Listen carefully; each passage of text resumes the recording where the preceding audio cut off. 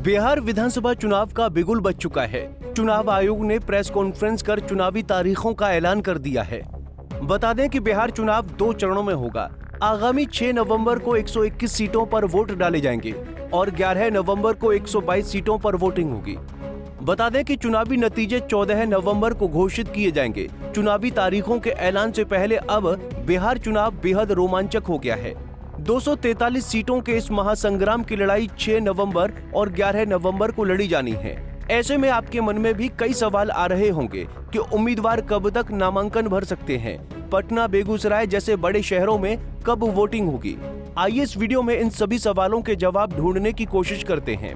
दरअसल बिहार चुनाव के लिए चुनाव आयोग ने अपनी पूरी कमर कस ली है। आज चुनाव आयोग ने चुनावी तारीखों का ऐलान कर राजनीतिक पार्टियों के लिए सिरदर्द बढ़ा दिया है। चुनावी तारीखों के ऐलान के बाद से ही अब राजनीतिक पार्टियां एक्शन मोड में आ गई हैं। बिहार में चुनावी तारीखों का ऐलान। बिहार विधानसभा चुनाव का ऐलान हो चुका है। चुनाव आयोग ने प्रेस कॉन्फ्रेंस के दौरान चुनाव की तारीखें और पूरी प्रक्रिया के बारे में बताया है। इस बार बिहार में चुनाव 2 चरणों में होंगे। पहला चरण 6 नवंबर को और दूसरा चरण 11 नवंबर को होगा। चुनाव के नतीजे 14 नवंबर को घोषित किए जाएंगे। बता दें कि बिहार की 243 सदस्यीय विधानसभा का कार्यकाल 22 नवंबर को खत्म हो जाएगा। पिछली बार यानी 2020 में विधानसभा चुनाव 3 चरणों में हुए थे, जिसमें करीब 56.93% वोटिंग हुई थी। इस बार पहले चरण में पटना, सारण, भोजपुर, बक्सर, वैशाली, मुजफ्फरपुर, समस्तीपुर, बेगूसराय, मुंगेर, लखीसराय, शेखपुरा, खगड़िया, सहरसा, मधेपुरा, सिवान, गोपालगंज जैसे जिलों में वोट डाले जाएंगे। दूसरे चरण में बाकी जिलों में मतदान होगा। चुनाव के लिए अधिसूचना पहले चरण के लिए 10 अक्टूबर और दूसरे चरण के लिए 13 अक्टूबर को जारी की जाएगी। नामांकन दाखिल करने की अंतिम तारीख पहले चरण के लिए 17 अक्टूबर और दूसरे चरण के लिए 20 अक्टूबर है। नामांकन पत्रों की जांच पहले चरण के लिए 18 अक्टूबर और दूसरे चरण के लिए 21 अक्टूबर होगी। नाम वापस लेने की अंतिम तारीख पहले चरण के लिए 20 अक्टूबर और दूसरे चरण के लिए 23 अक्टूबर निर्धारित की गई है। बता दें कि इस बार लगभग 14 लाख नए मतदाता पहली बार वोट देंगे। बिहार चुनाव को लेकर आरजेडी नेता तेजस्वी यादव ने बताया कि 14 तारीख को याद रखा जाएगा। बिहार के लोग बदलाव चाहते हैं। बिहार के लोग इस बार महागठबंधन की सरकार चाहते हैं। देखिए, बिहार के लोग जो है इंतजार कर रहे हैं और ये जो तारीख जो है, ये बिहार के लोग भविष्य में अगर इतिहास पढ़ेंगे पन्नों में तो ये सुनहरे अक्षरों से लिखा जाएगा। जो तारीख जो 14 नवंबर का जो तारीख होगा, यानी बिहार के लोग बदलाव चाहते हैं।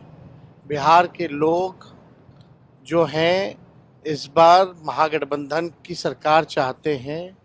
जो 20 साल से इन लोगों ने अपराध, भ्रष्टाचार, अफसरशाही, तानाशाही, घोटालेबाजी, जिस हिसाब से इन लोगों ने बिहार की सरकार ने जो दिया है, बिहार के लोग जो है त्रस्त हो चुके हैं, परेशान हो चुके हैं और मुख्यमंत्री अचेत अवस्था में।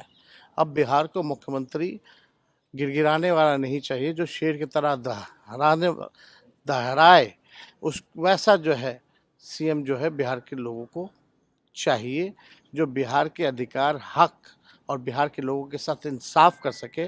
ऐसा मुख्यमंत्री बिहार को चाहिए। इसके अलावा बिहार चुनाव को लेकर जेडीयू नेता केसी त्यागी ने बताया कि इन तारीखों का हमें लंबे समय से इंतजार था। 14 तारीख को फिर एनडीए बहुमत से सरकार बनाएगी। इस तारीख का हमें काफी लंबे समय से इंतजार था। 15 साल का लालू राबड़ी जी का राज और 20 साल का नीतीश कुमार के नेतृत्व में एनडीए का राज, उसके बीच में चुनाव होगा और हम 200+ सीट जीतेंगे।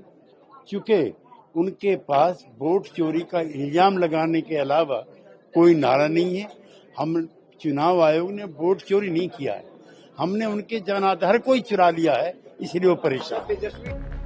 बहरहाल बिहार चुनाव 2025 के दौरान मतदान केंद्रों को लेकर भी कई बदलाव देखने को मिलेंगे। बता दें कि अब एक बूथ पर अधिकतम 1200 मतदाता ही होंगे। पहले ये संख्या 1500 थी। इसके साथ ही घनी आबादी वाले क्षेत्रों में अधिक मतदान केंद्र बनाए जाएंगे ताकि किसी भी मतदाता को अपने बूथ तक पहुंचने के लिए 2 किलोमीटर से ज्यादा का सफर न करना पड़े।